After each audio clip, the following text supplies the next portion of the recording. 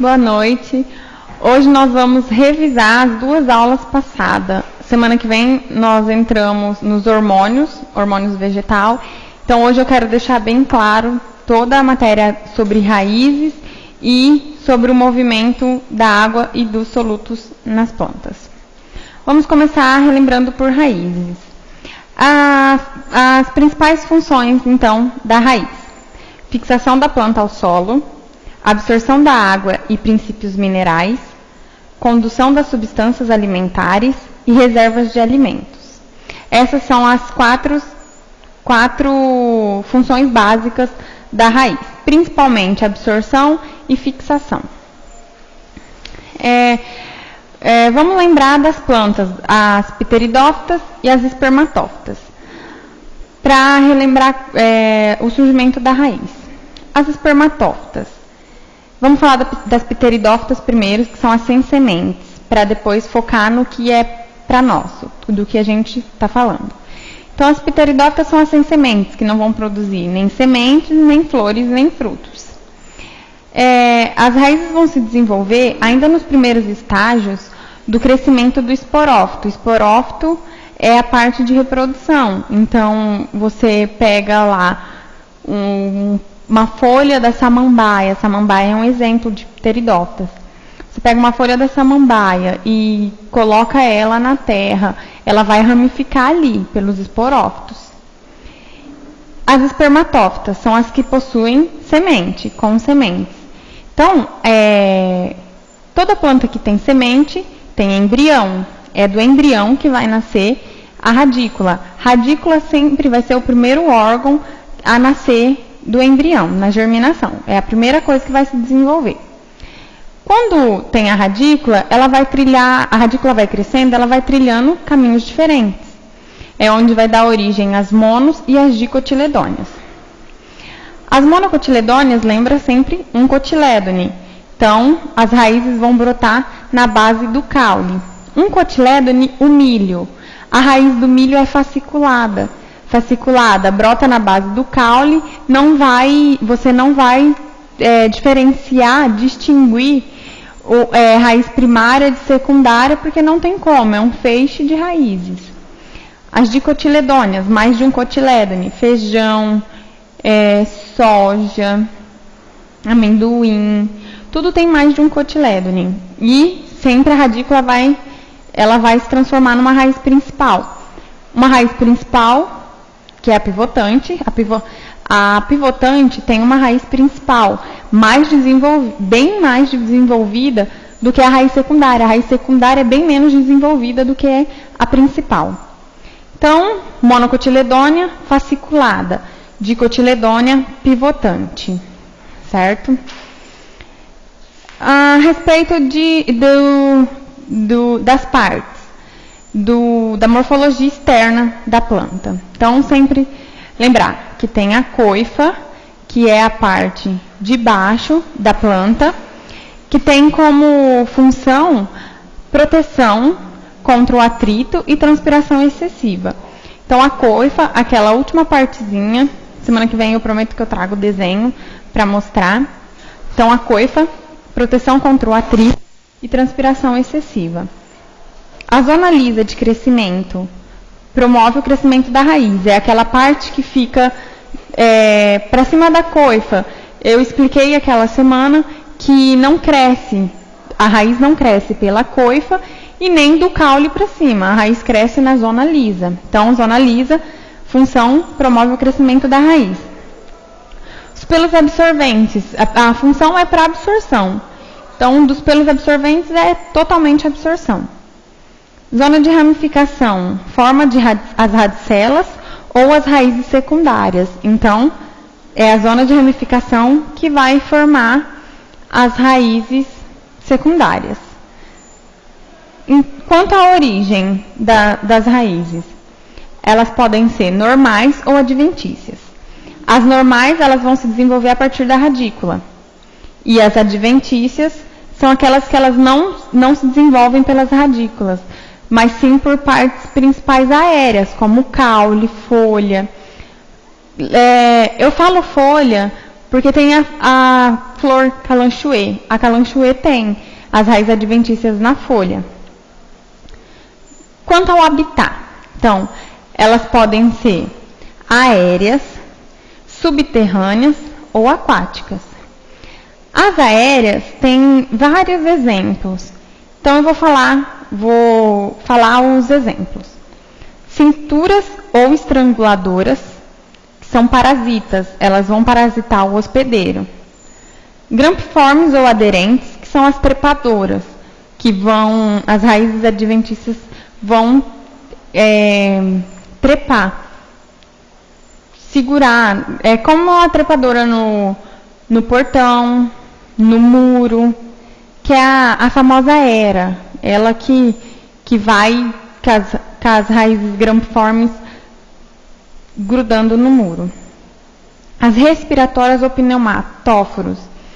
As respiratórias, elas têm a função de ajudar a planta na respiração. O que acontece? O geotropismo dela é negativo, então ela não vai crescer a favor do centro da Terra, ela vai crescer ao contrário. Não, ela vai crescer para cima. Ela tem a função de ajudar na respiração da planta.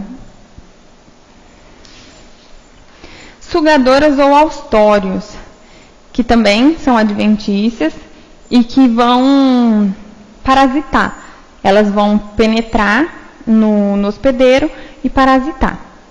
Suportes ou fúlcrias, que vai ajudar no suporte da planta, na fixação da planta no solo e na absorção de nutrientes.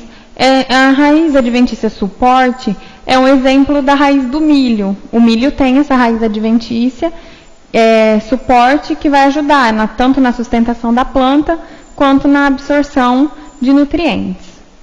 E as tubulares? As tubulares são aquelas que atingem grande desenvolvimento. Então, elas vão ser umas raízes adventícias com aspecto de tábuas. O ficus. Quem já viu o ficus, com aquelas raízes todas caídas, parecendo tábua? Aquilo é para ajudar também na maior estabilidade da planta. Certo? Então, essas são as de habitat aéreos. As aquáticas são as que desenvolvem na água, super fácil. Você olha a Vitória Régia, o aguapé, são exemplo do habitat aquático. E as subterrâneas, que são as que nos interessam. Não que as outras não nos interessem, mas essas são as que a gente mais usa falar, porque são delas que vão vir a maior parte da absorção, ou toda a absorção para a planta, de alimento para a planta. Então, as subterrâneas são a pivotante, ramificada, fasciculada e tuberosa. A pivotante. A pivotante, então, tem a raiz principal muito desenvolvida e as raízes secundárias são pouco desenvolvidas em relação à primária.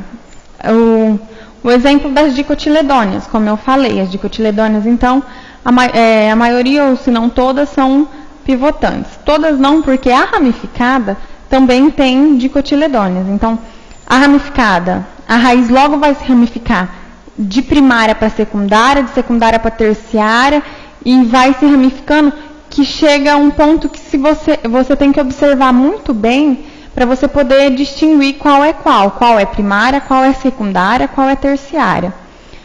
Um exemplo de cotiledônea. As fasciculadas. As fasciculadas são aquelas que, logo no início, a principal vai ter uma atrofia.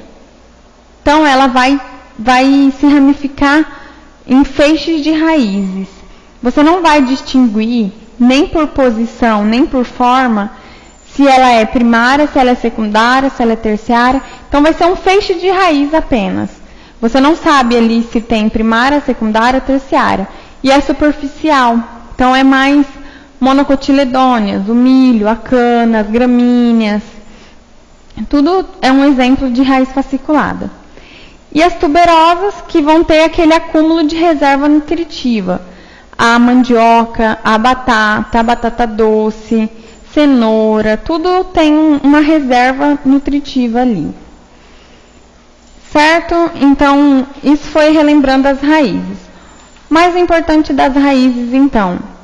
Mais importante das raízes é saber que elas se dividem quanto ao habitat em aéreas, aquáticas e subterrâneas, que nos interessa as subterrâneas, mais subterrâneas, que é a pivotante, ramificada, fasciculada e tuberosa. Por que a gente precisa saber sobre as raízes? Precisamos saber das raízes para saber como a água chega para a folha, até na folha. Então, como a água vai chegar na folha? Primeiramente, ela tem que ser absorvida pela raiz, certo? Então, vai ser absorvido pela raiz. Na solução ali do solo, a água mais os nutrientes, os íons, certo? Como que essa água vai chegar até nas folhas? Então, ela chega lá através de vasos condutores. Qual é esse vaso condutores? Xilema e floema. O xilema, ele vai levar para a folha a seiva, para os outros órgãos da planta, caule e folha, a seiva bruta, que é água mais sais minerais. E o floema vai trazer a seiva elaborada para os outros órgãos da planta, da folha para os outros órgãos da planta. Para a gente entender como essa água consegue chegar até 30 metros de altura, a gente tem que saber algumas propriedades da água. Vamos começar então pela coesão. A coesão, para ser mais específico, a definição de coesão: capacidade que uma substância tem de permanecer unida, resistindo à separação. Ou seja, as moléculas de água, elas vão se unir através de pontes de hidrogênio. E essa força, essa união das moléculas é o que a gente chama de coesão. Por que a coesão? Porque a água, ela precisa subir junto, unidas. Por isso que tem a força da coesão, para a água poder subir numa coluna, de uma vez só, certo? Então, essa coesão é para levar a água, a coluna de água, de uma vez, pelo xilema. Então, quais são os... falando agora, relembrando agora, osmose e difusão. Então, a difusão é o movimento do soluto, gente, não é do solvente, do soluto. Soluto é os que se dissolve na água, que é o solvente. Então, a difusão é o movimento do soluto, do meio mais concentrado para o menos concentrado, certo? Isso é difusão. Agora, osmose. Osmose é a passagem do solvente, do meio mais concentrado para o menos concentrado. Solvente, água. Então, é a passagem de água de um lugar que tem muita água e o outro menos. O que vai acontecer? Por osmose, a água vai tender ao equilíbrio. Então, as células vão ficar equilibradas com tanto de água, certo? Por que eu estou explicando isso? Porque para a água chegar na folha, de uma célula na outra na folha, ela é feita por osmose. E a respeito do soluto, é quando está em desequilíbrio. Quando uma célula tem muito mais soluto do que a outra, também vai tender ao equilíbrio. Então, vai se movimentar por difusão. Certo, gente? Então, a osmose mais a coesão, elas vão explicar o transporte dessa água, dessa seiva bruta, da raiz até as folhas. O que vai provocar esse transporte é a transpiração. Então, a transpiração, a água está perdendo água em forma de vapor. Está perdendo água como? Pelo estômago. O ostíolo está aberto e a água está evaporando, a planta está transpirando, perdendo água. Quando a planta perde água, ela transpira, ela fica muito concentrada de glicose. Por que glicose? Porque ela faz fotossíntese. E a fotossíntese, a hora que ela vai liberar o oxigênio, absorver o CO2, liberar a água e com a luz ela vai transformar em glicose. Então ela vai ficar muito concentrada ali. Então o que vai acontecer? A água vai sair do xilema, vai para as folhas, a coluna toda de água vai subir, a coluna toda de seiva bruta, porque tem sais minerais, vai subir devido à coesão entre devido à coesão que tem nas moléculas de água. Então a água subiu para a folha, vai de célula a célula. Lembra que eu falei de apoplasto e simpoplasto, transporte ativo? Então, o simplasto, simplasto e apoplasto.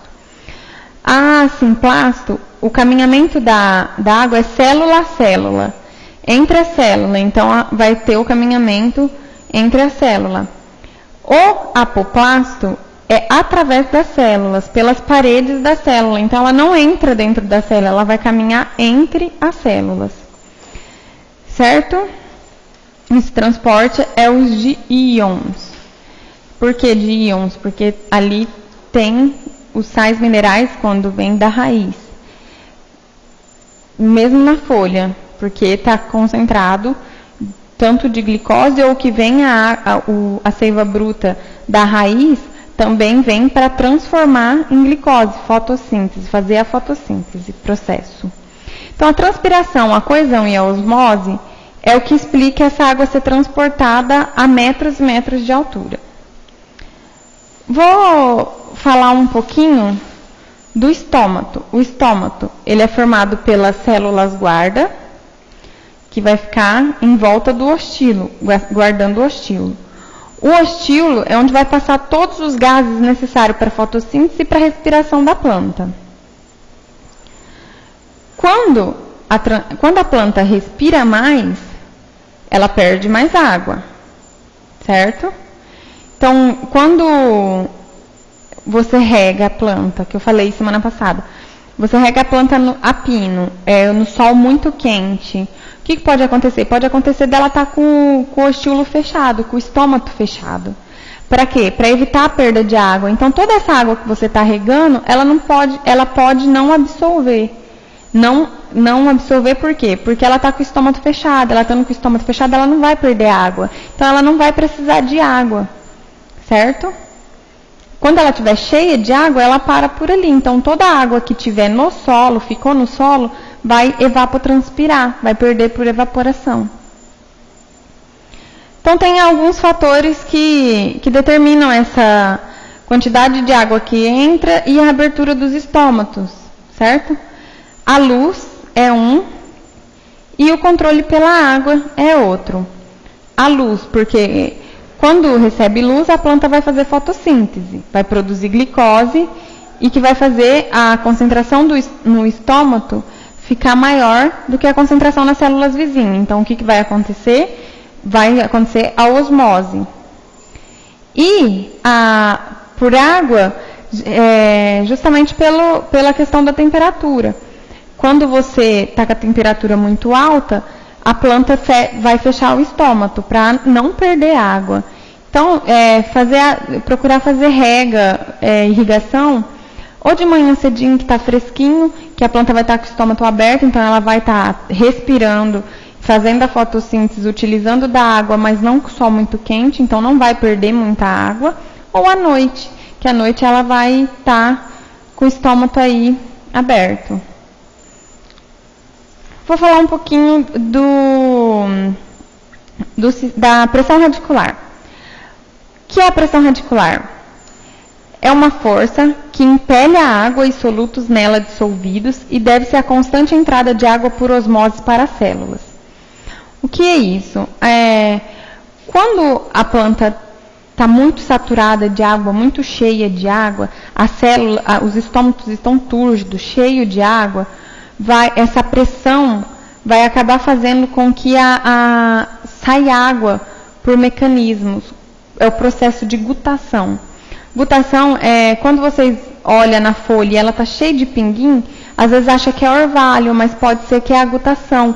Quando o ambiente está com a umidade relativa do ar muito alta, choveu, a umidade relativa do ar está alta, o solo está encharcado, a planta absorveu muita água, tem muita água, não está respirando, mas não está liberando toda a água, vai acontecer esse processo de gutação, essa pressão da raiz. Então a água vai dar um jeitinho de sair por algum lugar, vai impelir, arremessar, lançar para fora essa água e solutos também. A teoria da tensão, coesão e adesão. O que é essa teoria? Essa teoria é para o processo de movimento dessa água da raiz até na folha. O que é esse movimento? Então, a coesão nós já sabemos que é para a capacidade que as moléculas têm de permanecer unidas. A adesão é a atração entre as moléculas de água e outras moléculas polares. Por que polares? Polares são que têm afinidade. Então, são água mais moléculas que ela tem afinidade, essa atração. Quando são apolares, não tem essa atração, não existe. A água e o óleo é um exemplo de moléculas apolares. Elas não se atraem, não se misturam. Então, coesão, a capacidade de permanecer ali, unida. A adesão, a molécula está atraída com outra molécula polar, que não é da água. Então, ela vai estar aderida no xilema ali, vai estar agarrada no xilema. Toda aquela coluna de água que está unida pela coesão vai estar aderida na parede do xilema por moléculas polares, atração entre moléculas da água com moléculas polares. E a tensão é uma força negativa, que vai fazer o quê? Vai fazer com que essa água suba. É tipo um canudinho quando você suga alguma coisa do canudinho, vai fazer subir essa água. Então é aí através disso que vai chegar até na água. Uma diferença aí, para não confundir, osmose com difusão. Eu acho que eu já falei, não lembro, mas a osmose é a passagem da água, do solvente, de um meio mais concentrado para um meio menos concentrado. E a difusão é a passagem do soluto para um meio menos concentrado de um meio mais concentrado para um menos concentrado. Eu acho que é isso, gente, o que vocês precisam saber, relembrando dos mais importantes da primeira aula e da aula passada a respeito do movimento da água e dos solutos. Eu espero que tenha ficado claro. Se não ficou, me procurem, mandem as perguntas para a gente esclarecer. E semana que vem a gente entra, então, em hormônios vegetais. Obrigada.